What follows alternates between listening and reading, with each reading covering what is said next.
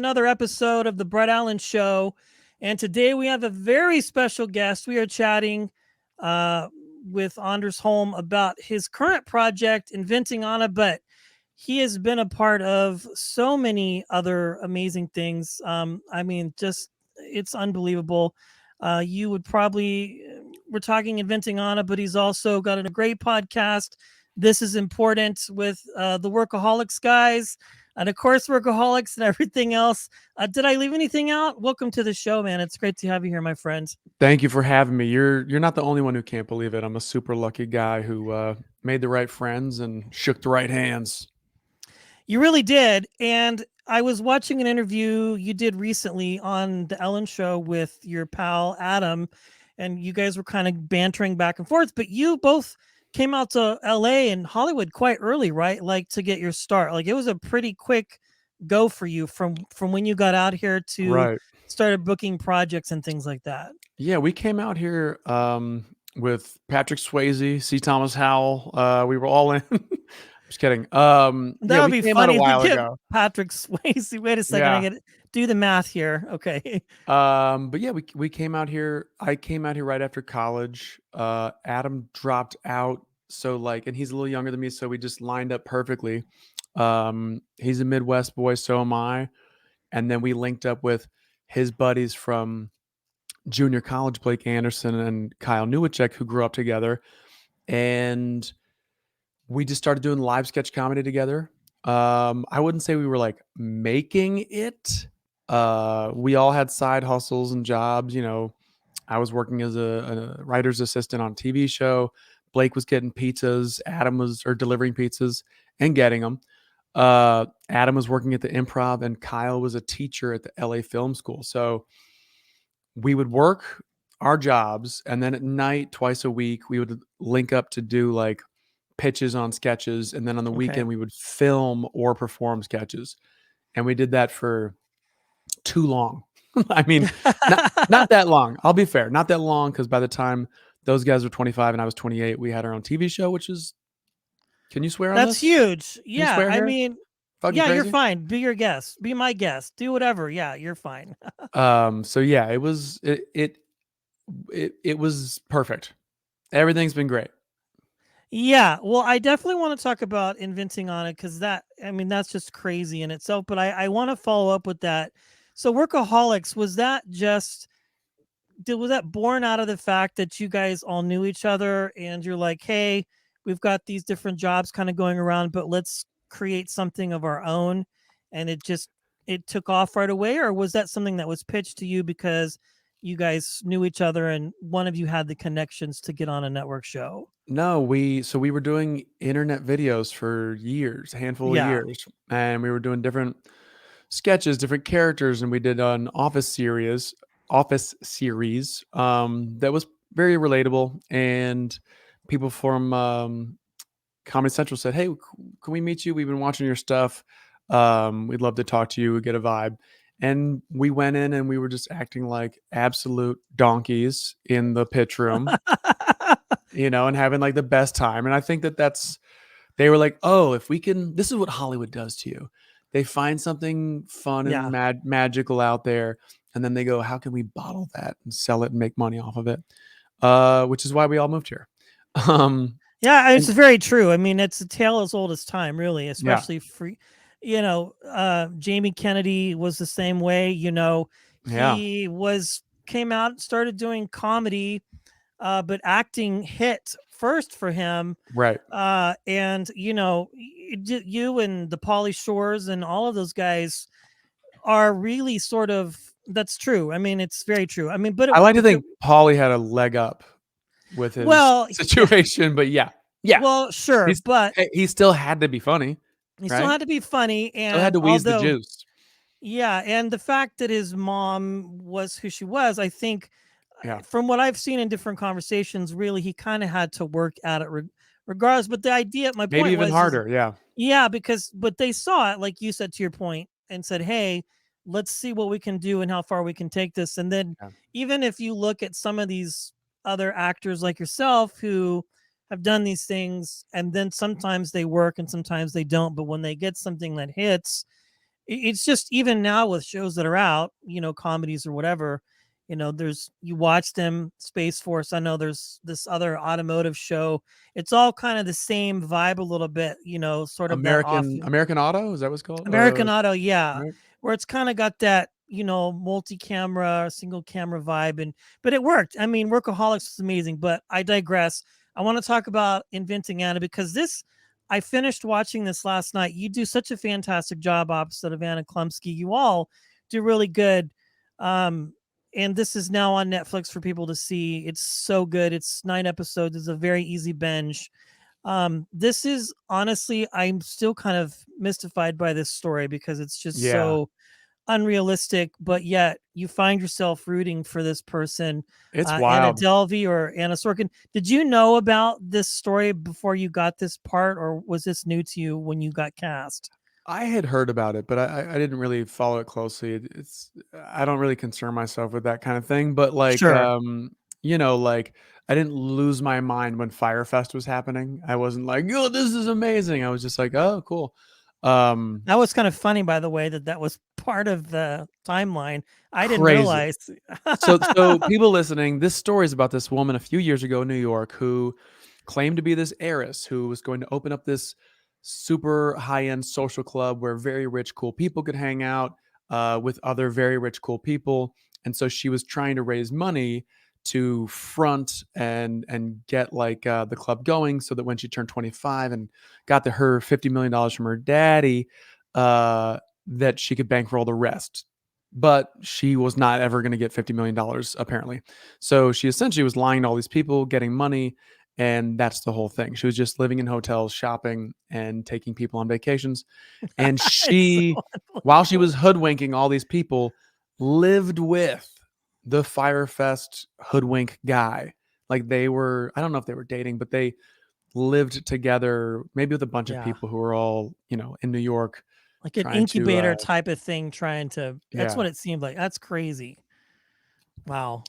all these people who are like doing startups and they have ideas and they just need to like get the funding, like the WeWork guy, right? Yeah. Yeah. And then apparently there's another one about a guy from Tinder, the Tinder swindler.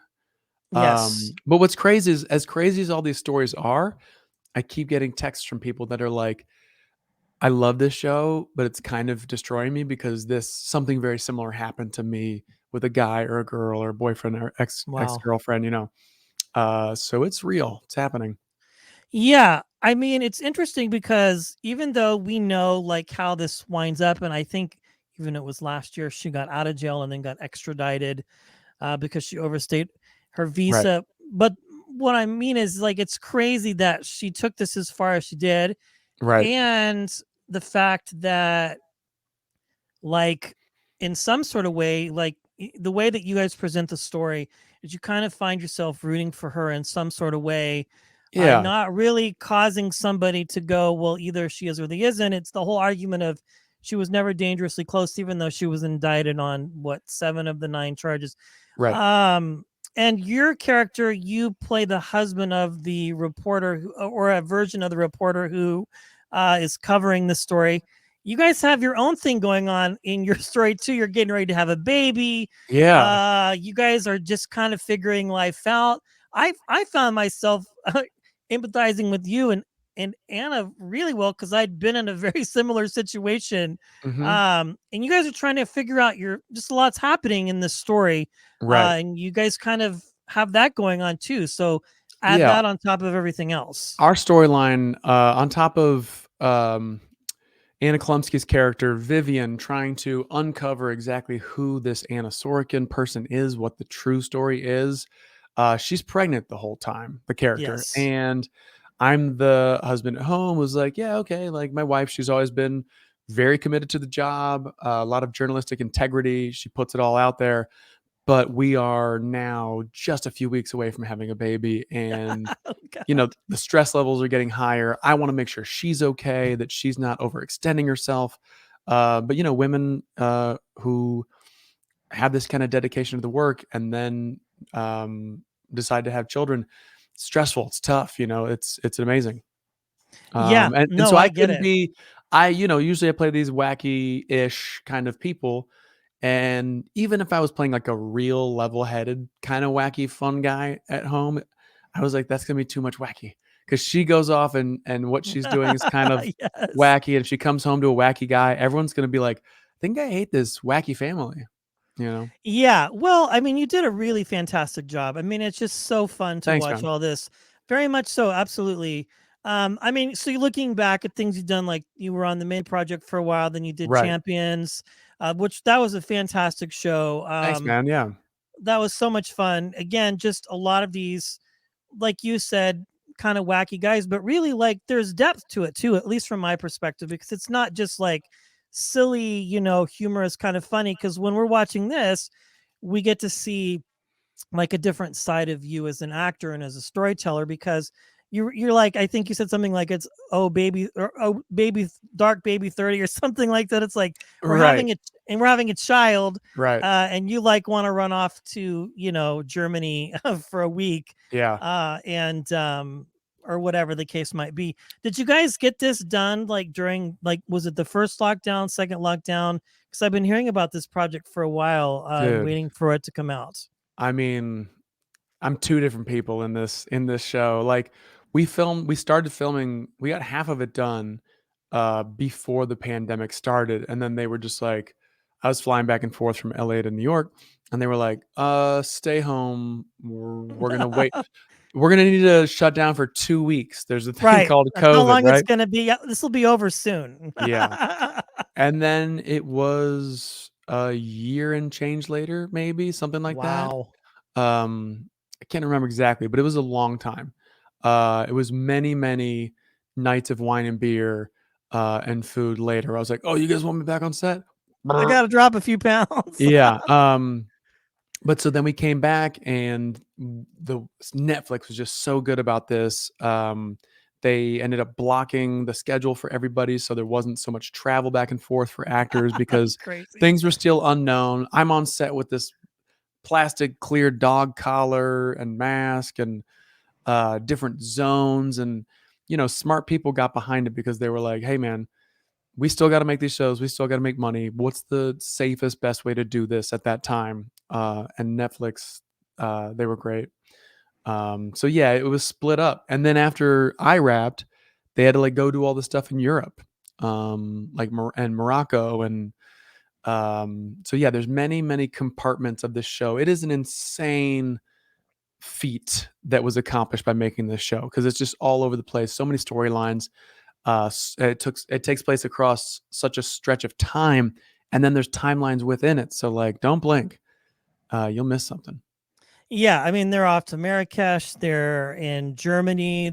So they really did were able to go and film in these particular locations, which I think would make sense because obviously you're telling a true crime-ish kind of story, so you want to be as accurate as you can. And I mean, it's just so good. I mean, really, it's filmed like a 2.5 hour movie. I mean, it's just Yeah, you find yourself immersed in this. It's interesting that you, like a lot of other projects, kind of filmed and then had to take a big break. I was doing press for Reacher on Amazon. I was talking to one of the cast, and he similar thing. They filmed part of it, and then we're you're like, talking. Were you talking to Alan? no, Okay, not. I didn't get a chance to talk to Alan. I okay. talked to oh, I You can't think talked of to his. somebody. I got you. I got you. Yeah, yeah, yeah, Yeah. So anyway, my point was like he came back after all of this, yeah, and his like tweed suits he said weren't fitting, so he had to like lose weight super fast, yeah. because he didn't think he had gained weight, but he was kind of like, oh no, By the way, very even if you interesting. didn't gain weight, your body changed. Yeah, Like, it's all different. yeah, But you guys nailed it. And this is amazing. Again, I want people to watch this if they haven't yet. It's on Netflix, starring Julia Garner, of course, Anders and Anna Klumsky. Just a fantastic cast. yeah, And let us know because I'm very interesting to. It's interesting because I think you lined up on one or two sides when this is over, even though we kind of know what happens. Um, it's a great show, fantastic work. yeah. They really thread the needle on you hating this girl, a woman, and then kind of being like, well, she's hustling. you know? Yeah, I mean, good She's for doing it. her. She almost pulled it off, and if she had pulled it off, like, nobody gets hurt, um, Yes. it was a real battle for her, and she did have a vision, and she just went about it the wrong way, unfortunately. You kinda Yes. go, "What if you'd done your best as to do it by the books?" And maybe she wouldn't have gotten close, but who knows? Yeah, who knows? Well, I want to talk about your podcast. This is important. This is just so much fun. All of you guys are hilarious, and I love watching you guys hang out and just share stories about your life and career, Yeah, or whatever's thank you. important. So, absolutely. How did It's the for sure podcast? only about what's important, and that Yeah, needs to be known. yes. So, how did this idea come about? Were you guys just all sitting around one night and going, "Hey, we have a lot to talk about"? I'm very curious because there's a lot of Yeah. podcasts out there, but this one definitely stands out from a lot of these types of, commentary type shows. It's really good. Look, I don't wanna front because I don't wanna offend the podcast community, but we're those people who already have an established reputation or following that said, "Hey, it's the middle of a pandemic. I haven't seen you guys in months." I love it. And then iHeartRadio came to us and said, "You guys wanna do a podcast?" And we were like, This is great. Now we get to, like, hang out once a week." It was really, I mean, therapeutic's overused word and maybe not true, but, like, it was just good to see my guys once Sure. a week during the pandemic when you're locked down and, talk about old times, talk about the future, talk about what's important. Yeah. Yeah. I mean, yeah. And I don't think, who cares? I offend people all the time. So it's kind of like, I know what are you people going that to do? What are you you going to guys do? it's just I know how hard this job can be, and then when bozos like me and my homies come around and just say, "Hey, we had a TV show. Listen to us talk for 1 hour about nothing." But we have a good time. We do try and make sure we're churning it out for our audience, and it's weird how it turned out to be the greatest podcast of all time. I love it. It's you're funny, man. So stupid. Um, I love it. I love it. No, it's a good show. I mean, it's just a lot of fun watching all of you guys kind of just go at each other and just really um but I have to say, it would be one thing I think if it was like, a Workaholics rewatch podcast, and that would even be great too. But Yeah, yeah, really, I mean, the world of podcasting, and we'll wrap up with this, is just so broad and open. Like, really, there's food at the table for everybody. Like right. there is, regardless of who's starting in. I think there is like a stigma of some who might start something and then it doesn't finish because they realize how hard it is to do all Right. of this. And then you have the wonderful world of the internet where people can go on and just say whatever they want. But it doesn't matter to me because, again, it's so big and so broad. You know, there's plenty of room for everybody and there's an audience for everybody, regardless of what you're Yeah, doing. And obviously, it helps that you guys all know each other and that you worked together before, but really can put yeah. out. It's a solid product. I mean, you guys Thanks, don't man. skimp on anything for sure. And we'll make sure that we link the podcast in our show notes. You guys put episodes up on YouTube also, or is it just like Yeah, we clips? do we do clips on YouTube, and I think maybe entire episodes also, which we know is that's how I find podcasts really is like through the YouTube algorithm. It'll be like, "You like Yes. this, you'll wanna watch that." But yeah, I mean, we could have done a episode recap, but, like, honestly, we don't remember. That's a long time ago. That's the whole thing. Like, it was a long time ago, but also, like, our brains, we're not smart. We're not those people who are, like, categorizing everything, can, like, step out every day on every episode that ever happened. Like, Adam was joking the other day. He's like, "Somebody was talking about this scene," and I'm like, "I don't even remember shooting that episode." So we're doing exactly the most we can. I promise you. Oh, no. Well, it's funny that you mentioned that because oftentimes when somebody comes on, like yourself or whoever, and they've had a show, I was interviewing somebody from The Office, and a Yeah. fan question came in about this, that, and the other, and Kate was like, "I honestly, I don't remember that. I, Right. and but hey, I Right. love you and thank you for remembering that." I mean, yeah, Um, that's the whole thing is that, like, at some point, it becomes other people's thing. Like It it, does. you know, if you just watched the season, if you're a 15-year-old kid who just discovered it and binged through it, like it's yours now. It's not mine. You know what I mean? Like you're better off quoting it than I am because now I'm an old guy who's running around shouting tight butthole. It's just weird. You It's know, funny. it's I not think good. even Adam, I think when he did his stand-up special a couple years ago, was commenting on the fact that he gets recognized either as from Pitch Perfect Right. or that, and they Right. yell out that phrase, and it's Yeah. like, I what? This is Yeah. weird. I'm like pushing 40 something, and I've got a family. Like, I don't remember that. Anyway, I tell you, all of your work is great. And of course, Inventing Anna, people need to watch this. It's on Netflix now. It's streaming. I think it was at #1 at one point. Now we're Um, talking. and of course, if you haven't seen Workaholics, you can go on and find that. But don't shout at Anders on the street to quote lines because he probably won't remember. So. I won't quote them at me though. Quote them at me. Bring it on. And yeah, everybody check out Inventing Anna. It's a different speed for me, but it is a fun show. It's flashy. It takes you around the world, and then also just takes you into a world of New York rich people that are getting robbed. Yeah, and your podcast is available everywhere.